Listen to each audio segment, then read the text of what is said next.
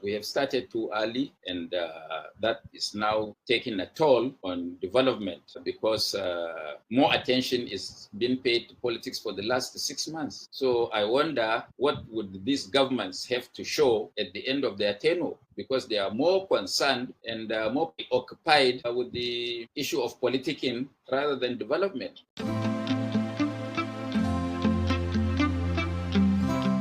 Hello there, and welcome to another episode of Broadcast Unfiltered. I'm so glad that you're here.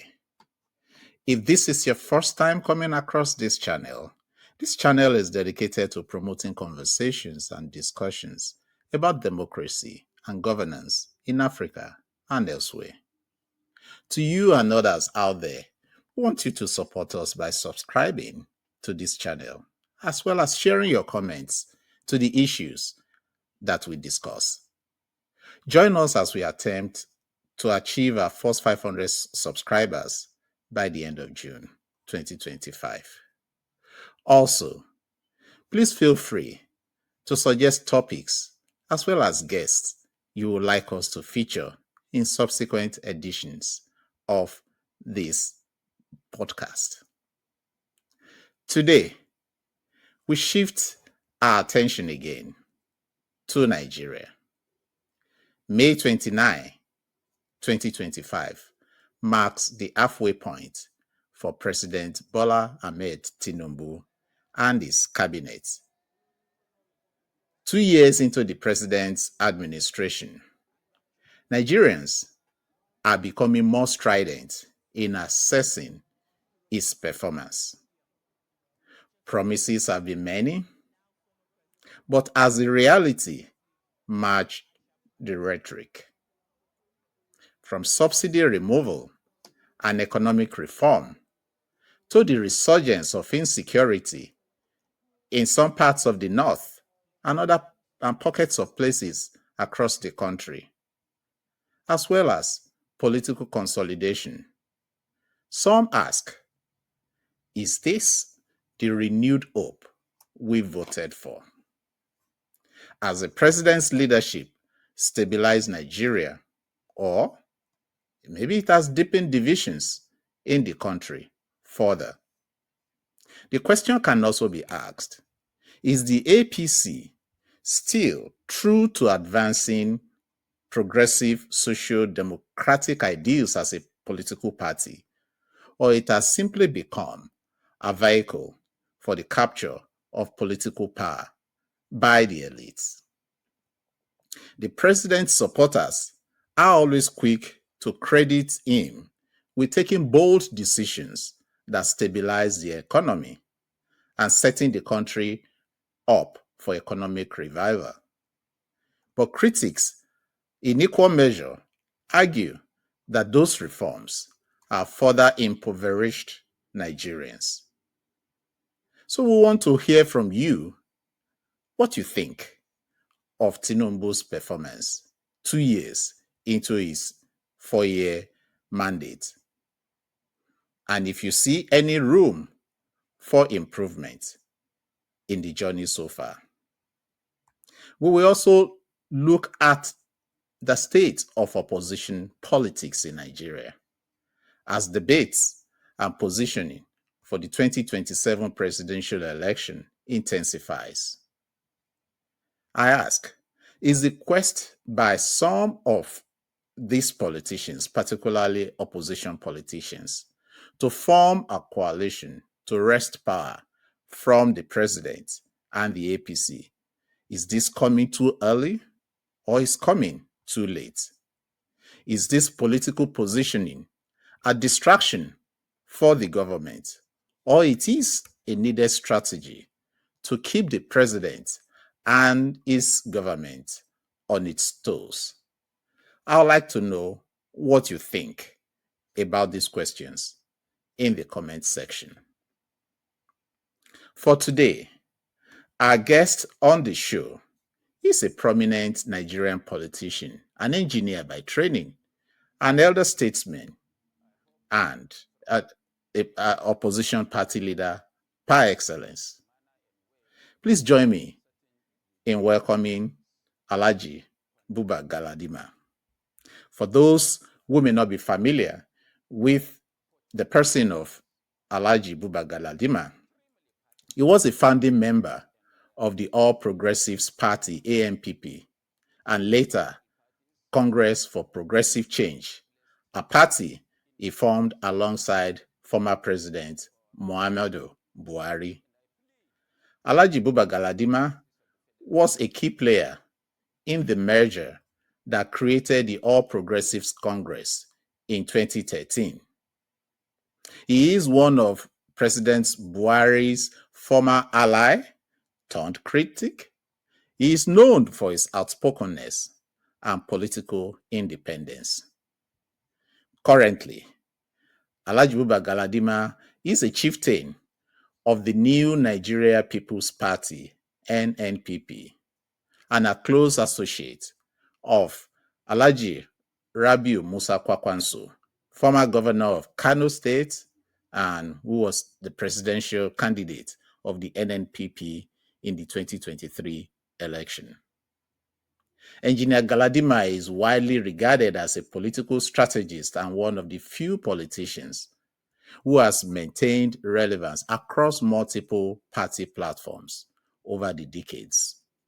He is known for challenging entrenched power structures, speaking bluntly about governance failures, as well as advocating for restructuring and political accountability.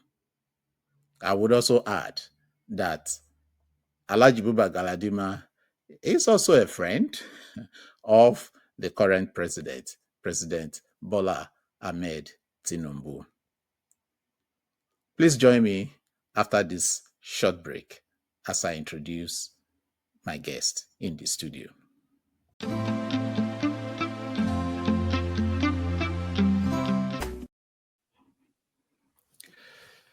Thank you, Alhaji. Should I say Alhaji Engineer Buba Galadima, for joining us on the show today. I know you're a very busy man and politics is also in the air. Today is the second year anniversary of President Tinubu's administration. So I imagine a lot is going on that you are involved in out there. So it's on that point that I want us to start the conversation today. As I said, today marks the halfway mark for the Tinubu administration. But when you see news reports from Nigeria, it appears like the elections are going to take place next month. So tell me, how would you have assessed the administration of Tinubu, and is the current hustling for the 2027 election at this point? Do you think that is causing more injury for democracy and development in Nigeria, or this is the way to go? Well, thank you very much, Mr. Bodnerin, for inviting me on this platform or program. Today is the second anniversary of this government. Tinubu and 36 governors might have today spent 2 years in office. It had been up and downs for everybody. Let me tell you frankly that it had not been easy for the masses of this country, judging from where they find themselves, cost of the dollar, cost of food, insecurity, and a host of so many things. So I could sum it up that it is not yet Uhuru. We've not yet arrived where we actually wanted to be. As far as the polity is concerned, we have started too early, and that is now taking a toll on development because more attention is being paid to politics for the last 6 months. So I wonder what would these governments have to show at the end of their tenure, because they are more concerned and more occupied with the issue of politicking rather than development. As far as I'm concerned, at the federal level, I don't think there is anything to show for development. Of course, promises were made, and the president has flagged off the south or Lagos Calabar road, which is about 700 kilometers of a distance. And as I speak to you now, less than 30 kilometers has been constructed. So one wonders how many years it will take for him to complete that project. He has already promised to do another one from Lagos to Sokoto. I don't think that one will see the light of the day, as I will profess. It cannot.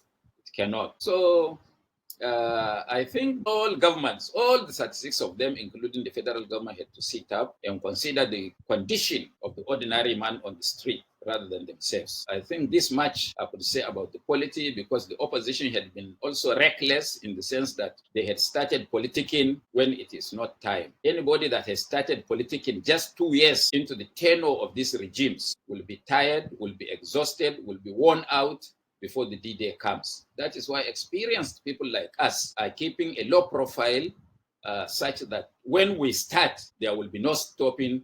We will have to brace the tape. And that is what politics should be. Not enough consultations had been done to the extent that you can positively impact or say things about the position taken or the policies of various governments at various levels. It's instructive that you described the current state of opposition as being reckless. That's coming from you as a prominent member of the opposition family. Now, I know just recently there was this big gathering in Abuja. It was described as sort of a stakeholder opposition gathering from the north, although there were people from the south also that spoke at that event. Are you in any way involved in that effort of opposition parties to contest against the President Tinubu and APC in 2027? It seems, Bodrin, you are talking about the so-called coalition. Yes. Well, it is really, it is not a coalition per se, as people would want to understand it or see it. These are a group of people who are agreed on one fundamental situation, that is to make Alhaji Atiku Abu the president of Nigeria. There isn't any new person. That all the people who gathered were his original supporters right from 1999 to date, who had been working for him, working with him, and assisting him to be president. In fact, I can go back to 1992, and coalition suggests that political parties come together, form one solid bloc, and challenge an existing status quo. In what is happening in Nigeria, no political party had come to say that they are ready to key in to this coalition. I could only say that it's a conglomeration of people of the same political thought under former Vice President Atiku Abubakar. I presume, and I said times without number, including on the BBC, and a lot of people called me names because they don't understand what politics is all about. Alhaji Atiku Abubakar, by the next election, would have been 82. And the North that you said they gathered, Northerners gathered, even though they called one or two people like Obi and others to attend their meeting. But it was purely a Northern conglomeration of people, would be 82 years of age. And the North itself now strategizing under the table to see how they can wrest power, because the North believes that they have been changed in this 8th Republic. Because if Tinubu finishes his 4 years, the South could have been in power for 18 and a half years, while the North has been in power, had been in power for 9.5 years, which is barely half the Southern tenure. So a lot of Northerners, I don't want to talk about North and South, but a lot of Northerners down the ladder believe that after Tinubu's 4 years, power should revert back to them. And so, Alaji, sorry that let me ask you a question on that point. Do you see what is going on as a dangerous trend towards the unity of Nigeria? It's not so much about what we should do to develop the country. Those in the north and those in the south, we all go to the same market. But the discussion so far has been about it should go to the north. It should be. Do you think this is doing more injury for the unity of the country? Of course it is. And that was the fallacy of the meetings that were held last time and last Sunday. For somebody who wants to rule Nigeria, he shouldn't be talking about one section, one people, one tribe, or one religion. It shouldn't be. That is why we are not part of it. But if they had come out openly to say that, look, we, as we assembled here, are Nigerians who believe in the candidacy of Alhaji Atiku Abubakar to make him president, I would have no quarrel with that, because that is their democratic rights under any democracy. But to divide the country into North and South and start holding meeting with one section and promising to spend 4 years, the 4 years Atiku is talking about is even injurious to his interest, because those that he expects to help him from the North will not subscribe to only a 4-year president from this part of the country as we stand now. And the people, even from the South, would think that he's only deceiving them. So for me, it was counterproductive, and it was not a political strategy that can yield any fruits. That is why we are not there. The second reason why we are not there is that we belong to a political party, an existing political party, with the structures, with the governor, with the senators, with members of the House of Rep, with chairmen of councils, with councillors across the country, and members of the state assembly across the country. If somebody is leaving his party, for example, somebody is leaving APC or PDP and looking for another party, it means he has no confidence or no trust in us. So that is why they are not consulting us. Or in the alternative, they are afraid of our own credentials and principles and policies as a political party. So in such a situation, definitely we are already excluded. So we are not part of it. We are NNPP.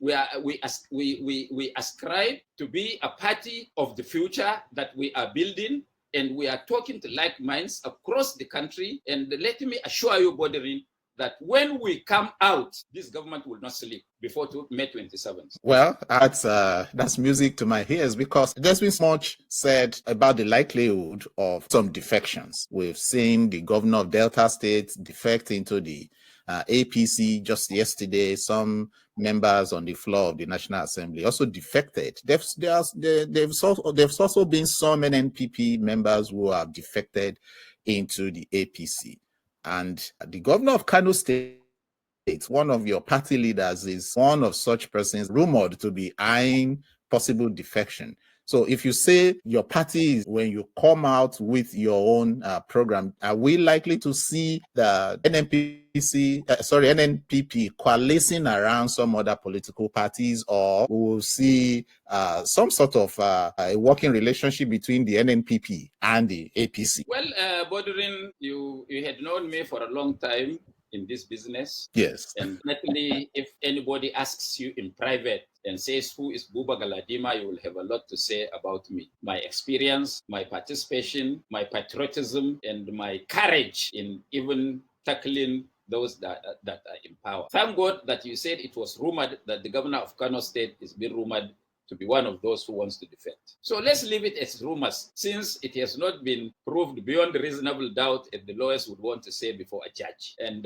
when the time comes, we will know how to cross the bridge. But I also want to tell you that we are veterans of this game. Before Abba Kabir became governor in 2019, that in Kano, where he rules, had no councillor, no member of the House of Assembly, no chairman of a council, no member of the House of Rep, no senator, no governor. Yet, they defeated the APC flat. Of course, Buhari used his power to take it away and give it to Ganduje. Now they are the best of friends. And in 2023, same thing happened. So whether there is governor or elected person, you know that we can weather the storm and we can establish ourselves as politicians in this country with a mission. What is important is what is our message, what is our position on the ordinary person in Nigeria. All these elected people, even if they are all put in one basket, let me assure you that the majority of Nigerians, if they are properly mobilized, can overthrow them. So we have no qualms about people defecting. People who are defecting are people who have got something to hide, people who have stolen public money and they wanted a cover under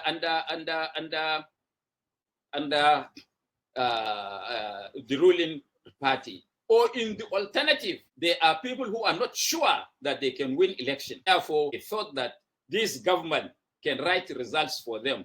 I want to assure them that in 2027, nobody can write results and enjoy the fruits of writing those results. I want to assure you this one. And I want you people to tell Trump where you are in America. He has to put an eye in Nigeria and make sure that the will of the people prevail. And I told you, when we come out, the world will know that this government will be challenged to its bone marrow. Wow. Well, that's really something for us to look out for then. Alhaji, I'm not done yet with discussions around opposition coalition building, because you are a man of great experience in this regard. I recall the vital role you played just in the formation of CPC and the formation of APC. How APC came about, you are not a stranger to it. So I know you talked about the ongoing talks, which to some extent has been built around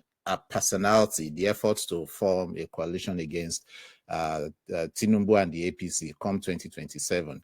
I mean, what lessons did you learn from that experience back in 2013 when discussions are about the formation of the APC ensued? Do you see any parallels between that experience and what is going on? Well, Badrin, let me tell you straightforward, and you know that I speak my mind under any circumstance. That opportunity of bringing political parties together has already lapsed, and it may never happen. All this coalition they're talking about, no two parties will cede their registration to join another party being put forward by a political party. But for them to coalesce and cease to exist as we had done in the APC will never happen. And as you said rightly, I am not only an insider, but I was a signatory. I was a number 4 signatory to the formation of the APC. And why I said that opportunity has ceased is that we did it to promote a candidate. That candidate has destroyed trust in politicians, because nobody could have thought that General Buhari will come to power and corruption flourishes. Nobody could have thought that a general like General Buhari would come to power and insecurity not only persists but expands under his watch. Therefore, and nobody could have thought that the man who rode on the back of the ordinary person in Nigeria that will turn his back against the peoples of Nigeria. Therefore, it is because of this that it is very difficult to build the trust, to build the confidence in any one single person in Nigeria today. That is why the government of APC will make it extremely difficult for us to come together and make sure that we challenge them frontally. But we can do that when we challenge them on the basis of their policy and the impact of their actions on the privileges and this thing of the peoples of Nigeria. Thank you, Alhaji. That's a very candid opinion that you just offered. Now, I'm still not done asking you questions relating to the 2023 elections. At some point in the run-up to that election, there was so much talk of a Peter Obi and Kwakwanso alliance. From your vantage position, why do you think the talk between both of them collapsed? And is there any lesson that can be learned from that for 2027? Mr. Bodarin, definitely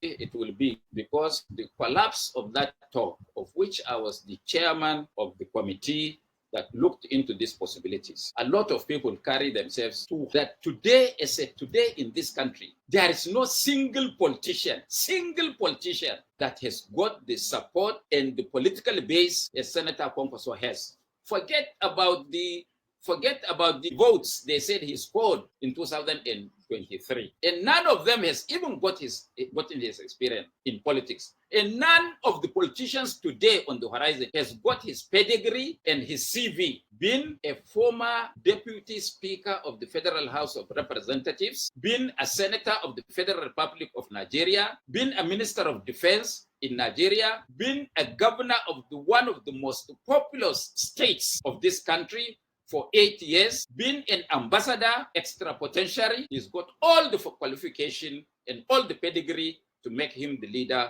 of his own country. But even apart from that, Kwong was one person that his performance in public office is not rivaled by any living Nigerian today. That is why some of us are supporting him. So we took a party 6 months to the election. So our impact is really minimal. Not only that our logo during the election has been defaced deliberately. 3, that we had no structures to even guard our votes all over the country. We accept that. But today it is a different cup of tea or pot, as the English would want to call it. So the lessons of what had happened, because Nigerians are only selfish. They are only looking at themselves. They are not looking for the ordinary people. For example, if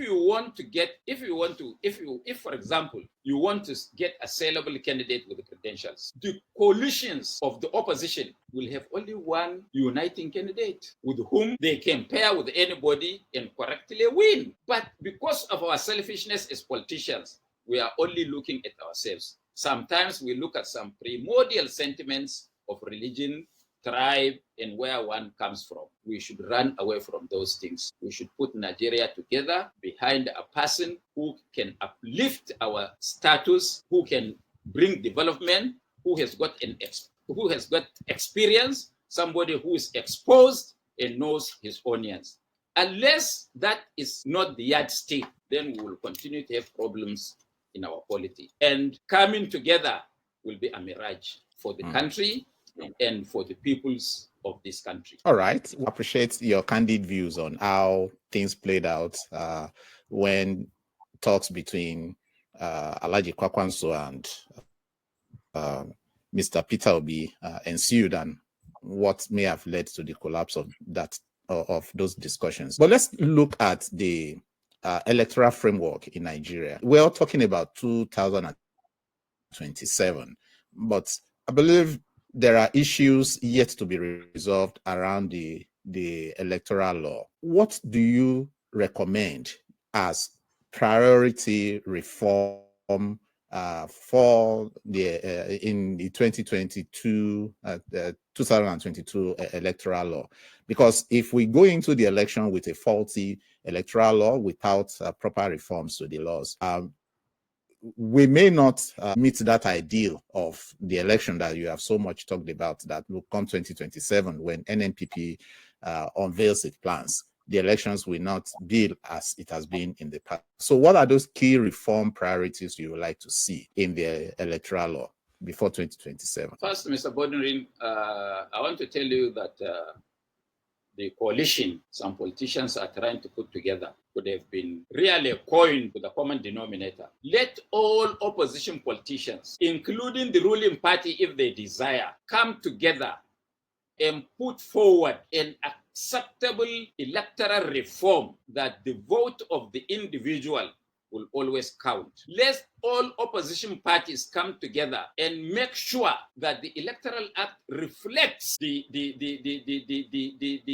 aspirations of the people of Nigeria. Namely, that votes must count and that people must be allowed and given free access to cast their votes, and that those numbers of people accredited to do voting must be announced before counting of the votes start. Meaning that if we close accreditation by 1 o'clock, for example, in Nigeria, that the electoral empire should be able to tell us that as we speak to you now in Kano State, only 1 million people have accredited to vote. Or in Imo State, only 500,000 people were accredited to vote. So we put all the figures together and we know the quantum of those who got accredited, and we post this to the server for everybody in any corner of the country to see exactly the accredited voters per day, per state, per constituency on that day. And now after the counting, the votes must tally not more than the accredited voters, which means there will be no hanky-panky between the accreditation and the vote and the counting at polling booth level. and the ward level and local government level and state level. Once there is an increase of 1 vote, the votes remain cancelled. And when that is done, it must be electronically transmitted, the number of votes each party has scored. And everybody can do his counting even in his bedroom. And that when we go to court, because the other issue is now the judiciary that is being manipulated by those in power to do the anointment of people who won election. That the judiciary, that if somebody doubts any voting or any figures, he should be given access, and openly that access should be sacrosanct. That the ballot papers must be brought, they must be counted, they must be examined, they must be counted. Or the ballot papers should, after the voting, all of them should be carried to a particular place, even if it is the high court of that state, so that it is not kept in the custody of who are being seen as partisan. And even the membership of the electoral empire should be people of impeccable, not only impeccable character, but also of people that are very, very neutral, not card-carrying members of the ruling party. These are reforms that all politicians, more especially the opposition, must come together and make sure that that one sees the light of the day. If we don't have that, then we will be wasting our time. But I have another idea that we can get Europe, EU, we can get the NDI, we can get the RI on the canopy of the European Union and the Americans to make sure that they force a free and fair election in Nigeria, or else they withdraw whatever support they give the government. Once we have that, you know that these people here, they fear America or now Trump more than they fear God. So whatever they say, that is what they are going to follow. So these are issues that we must really address even before the coalition or alliance or even the election itself. Just one last point about electoral framework. I understand the tenure of the current INEC chair, Professor Yakub Mahmood, will soon come to an end. What kind of chairman would you like to see? I know you talked about the person not being a card-carrying member of any political party. From my experience, I don't think any of the chairmen have ever come out to say they are card-carrying member of any political party, but I've heard this over and over and over. But what kind of personality would you like to see at the helm of affairs at INEC? As you know, if you were to talk to President Tinubu, who I know is your friend, I don't know if you guys still get to see since you moved from APC to NNPP. If you are in a position to advise him, what would you advise him to go for, or what kind of personality would you advise him to go for as the next INEC chairman? Well, Boderin, let me tell you something that you wouldn't want to hear. I want to assure you that not many Nigerians are in the frame of mind to believe Tinubu in whatever he does or he says as we speak now. That is one. Number two, the kind of INEC chairman that I would want to see is very simple. We all know ourselves in this country. We can find a man of a strength of character that cannot be pushed around. We can always find them. But I want to assure you that those in authority, especially with the current composition of the National Assembly or the Senate, would not go for such kind of a person. But if the opposition stands their ground and say no or yes, Nigeria belongs to all of us. Nobody can load it on us. We are all citizens of this country. We will prevail, or else we make the man sit up, even if he's appointed by the president. So, but because we are not our own brothers' keepers, that is why people in authority do as they want and toss us like akara. And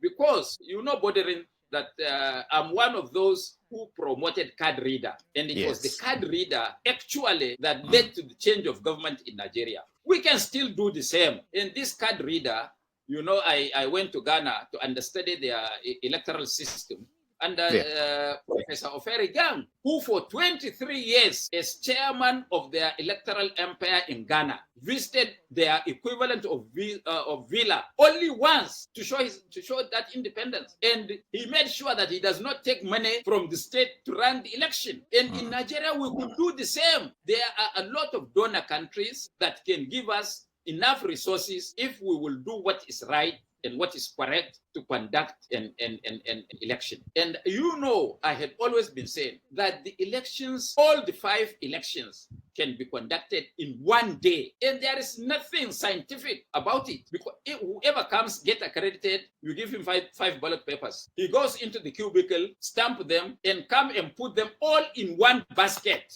After the voting has finished, you sort out this according to the offices: House of Assembly, Governor, House of Rep, Senator, President. And in an event where the vote of one person in that ballot box is more than the remaining by 5%, that box is cancelled. Who would have a sane and safe and transparent election? But because those in authority want to help themselves, and the National Assembly now is not more than rubber stamp. It is a foot stamp. They can do whatever the government wants them to do. So this is our problem. But the opposition, we are useless and reckless. I recall you and I being in Ghana some Yes. years back. So I really see that there's no reason why we can't conduct all our elections in one day. Whether we have such a huge voting population or not, it's possible. I've seen it done from my experience working in the field of elections in different parts of the world, even some who are not as endowed as Nigeria, or some who have bigger population. So this is possible. Now, Alhaji, it's interesting that you brought in the regional dimension into this, and that's where I want to take the conversation to. Now, we have seen resurgence of coup in West Africa, with military juntas now in control in neighboring Niger, Mali, Burkina Faso, Guinea, and some other places. I know this is an area that you've commented on in the past, particularly when the coup in Niger happened, because Nigeria and Niger is just the IA in Nigeria's name that separates both countries. We are more or less the same country. So are you worried that we can see a contagion effect of coups spreading even into Anglophone West Africa? Now we have it in the Francophone countries in West Africa.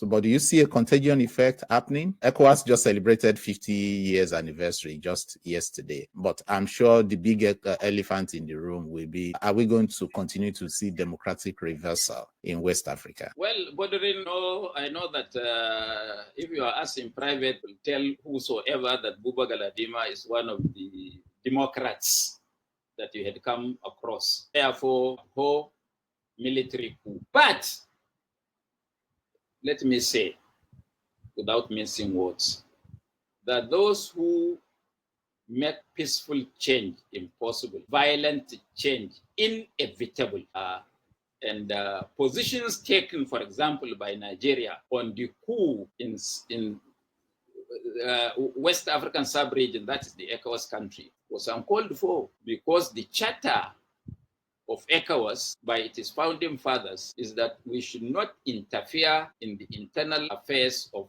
any country. The EU Charter itself by its founding fathers, and it served us well that time, is that we should not interfere in the internal affairs of any sister country. Now, what Nigeria did to try to interfere with what was happening in Niger, to some of us Nigerians, we believe that they are hypnotized by some unforeseen foreign powers that want to determine who should be where for their interest, not for the interest of the people. If Nigerian people in Niger do not like military coup, they know what to do. But let me also tell you that sometimes we should have these aberrations happening here and there, because it can work as a check for emerging dictators, because they should know that nobody can suppress the military forever, and anything slight can trigger a response that can get governments overthrown.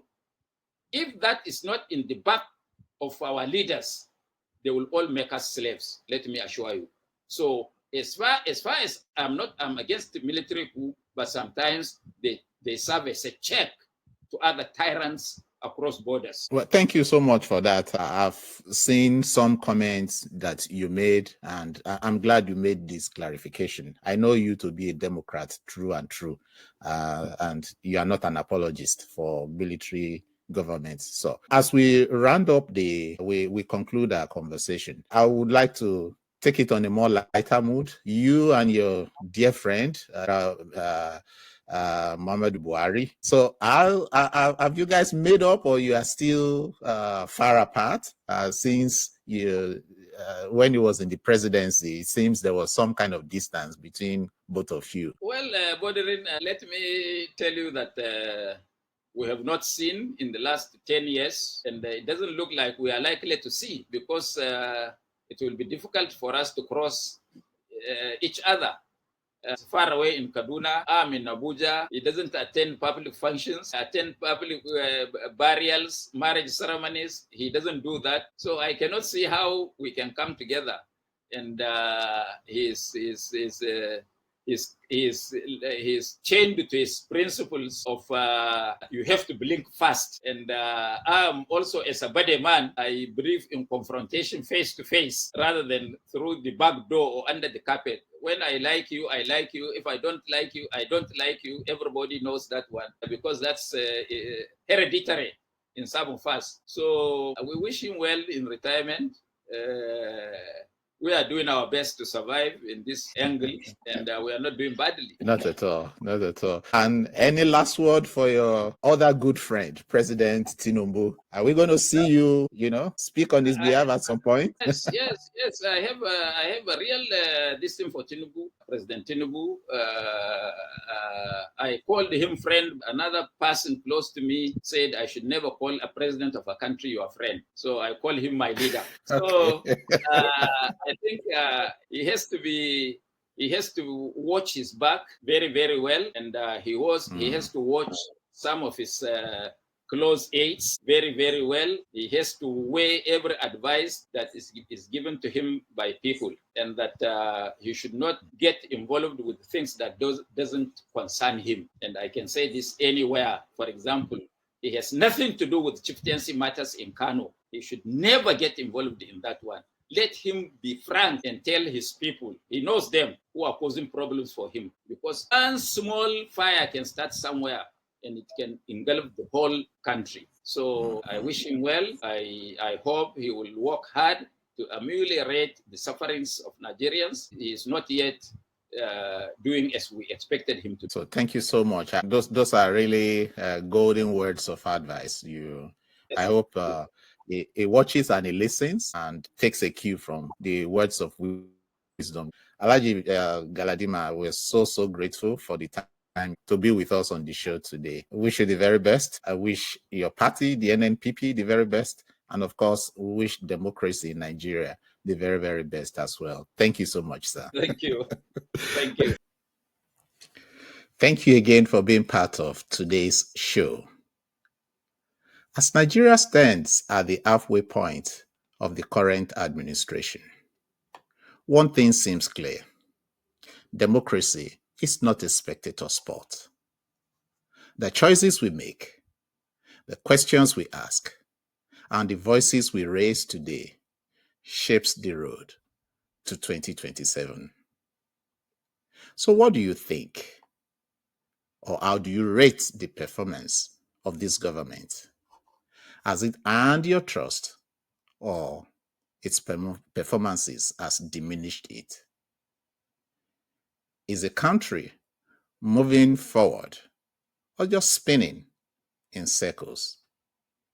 We would love to hear from you. Please drop your comments, tag us in your social media, or send a voice note. Let's keep the conversation going, because Nigeria's future depends on it.